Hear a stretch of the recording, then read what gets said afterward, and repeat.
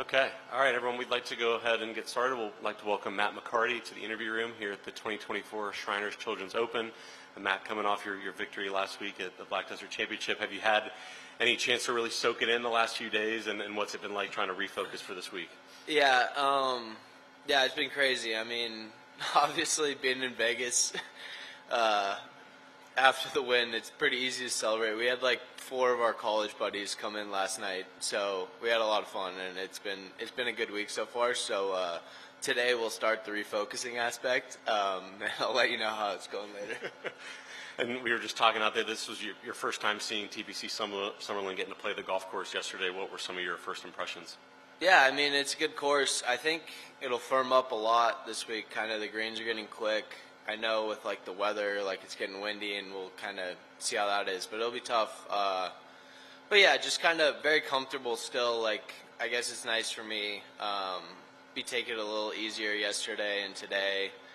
Conserve some energy, and still desert golf. Very similar to kind of TPC Scottsdale and a lot of courses I grew up on in the desert. So that'll be a lot of fun. But yeah, you know. It's a good place, and I'm really excited to be here. Well, I mean, before the win last week, you were already mostly set up for next season, being in the Players and off your Korn Ferry Tour points list. How does the outlook change for you personally for next season, just considering what you were able to accomplish last week?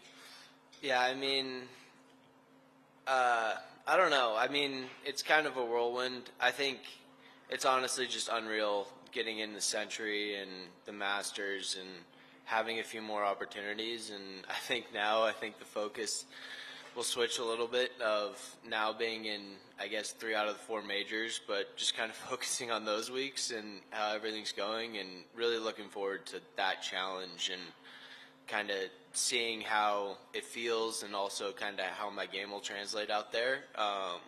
But, I mean, getting into Augusta doesn't still really feel real at this point, but definitely looking forward to that the most, I would say.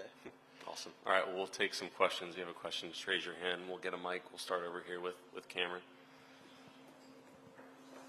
I think you said you met Fowler, or he congratulated you, Ricky. Is that right, or did I overhear that wrong? Yeah. What's that like, seeing people that you've watched on TV, and actually there is no TV now? It's your hands. Yeah, it's pretty unreal actually being in the TV, I think.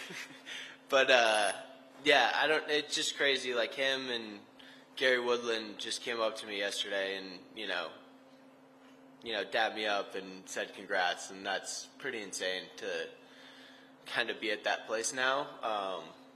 But yeah, I mean it's just really cool, and I think that just kind of speaks to everything this last week of just a few things that have been kind of surreal for sure. And that's only going to continue when you're playing tournaments like the Century and the Masters and U.S. Open and all these Players Championship, all these things that you're in. You're going to be playing against Scotty Scheffler and all the way on down the line. Is there a player that you think when you do meet that player, it's going to be particularly eye-opening that maybe you've emulated or you've admired? Yeah, I mean, obviously as a lefty, like I grew up like a huge Phil fan.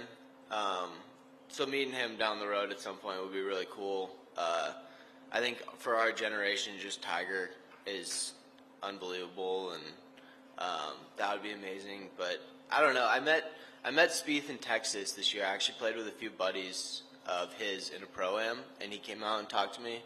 And honestly, I think like I just love like kind of his vibe out there and like how he talks to Greller and everything, and it was cool meeting him, and he was super nice to me. So it'd be cool to see him again, honestly. I feel like just kind of the chaos that he seems to have in his rounds, like I really like that, and he's probably been one of my favorite players, I guess of the more modern guys. But yeah, I mean, it's just crazy, and yeah, anybody that's a lefty, I root for, so all those guys will be sweet. Spieth likes to use the term free rolling, where you just play and whatever happens, happens. Is that kind of the way you're thinking about this week, or you're just sort of like after you won, it's like, yeah, whatever happens, I'm in the field. Yeah, I'm good for next year. I think the last few months, that's kind of what I've been thinking. Like, I think that's a good mentality to have, honestly.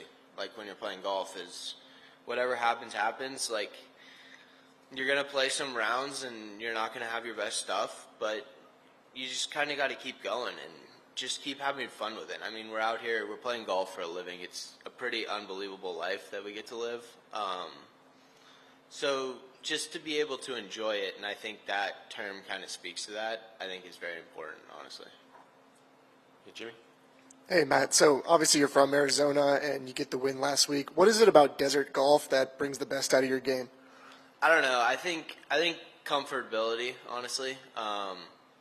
It's just nice to be comfortable, and I wouldn't say, like, honestly, desert golf's like a lot of bomb and gouge, and like that's typically what it is. Ball goes really far, make a ton of birdies. I didn't really grow up doing that. I just grew up kind of keeping in the fairway, like being accurate and kind of learning how to play golf that way. And obviously the last year's gained a little bit of distance and kind of learning how to play more aggressive and do stuff like that. So it's been fun, but I think it's just comfortable, like, you know, the dry heat, like, it feels like home, honestly, more than anything.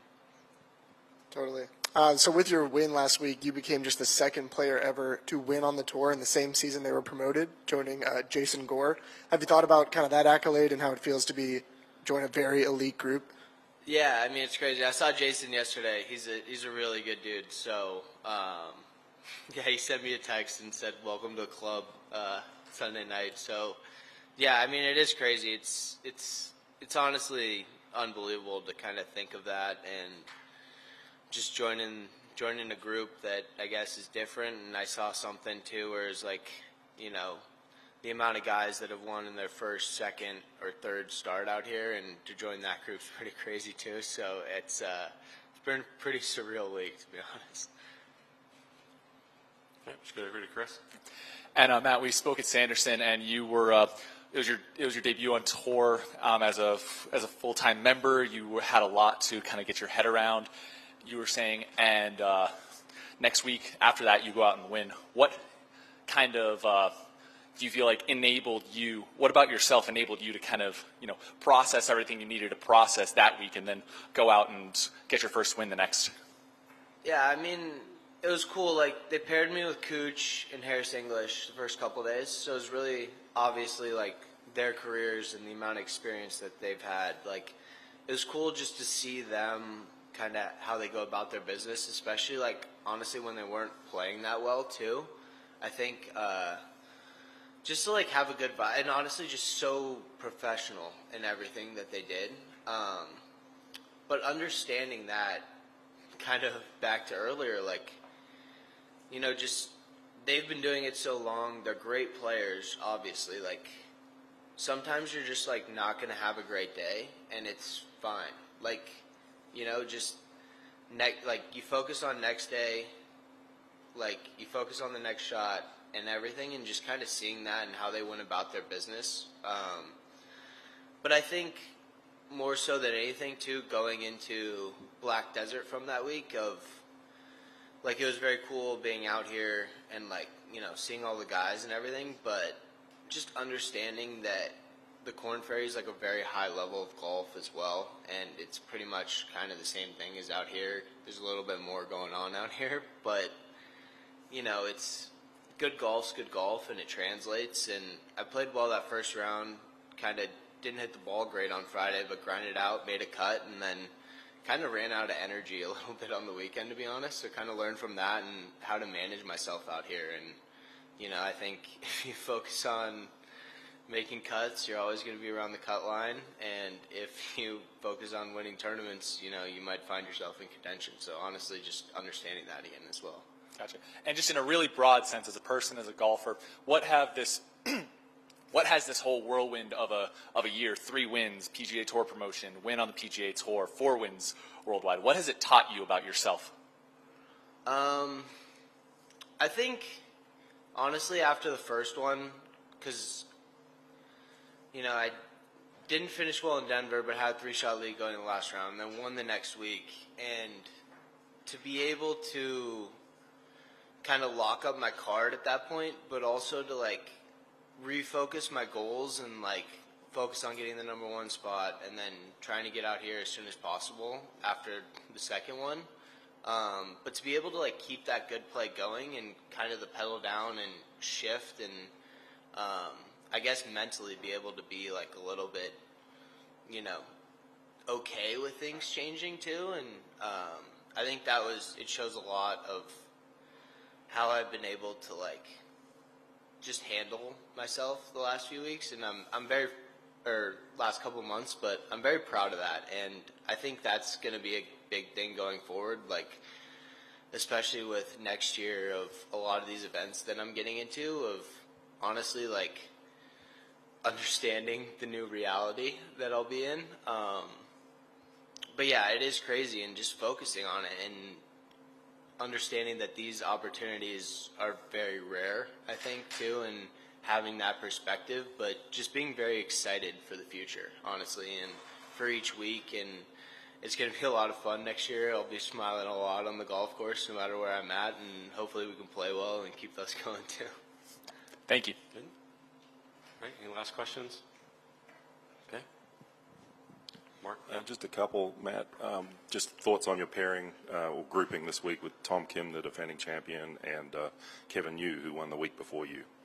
Yeah, I mean, pretty crazy. I know Kevin decently well. He, went to ASU, Phoenix guy, and I actually was playing the round with him in Springfield, Missouri in my rookie year when he locked up his card. We were, kind of towards the lead. That was probably the best finish I had at that point, but I had to finish probably like a top 10 to keep my Corn Ferry card that week with a couple of events left, and he finished, I think, third to get his PGA Tour card and lock it up that week. But it was a great round of golf, and honestly, like, that's kind of the cool thing I've seen, like, the last couple of years with a lot of these guys is, like that was the round that kind of got his career out here going, and to see him win, like, that's awesome. But yeah, to play with Tom Kim out here too, I mean, obviously won the last 2 years, so if I can keep up with him the first couple of days, I think he'll be doing pretty well.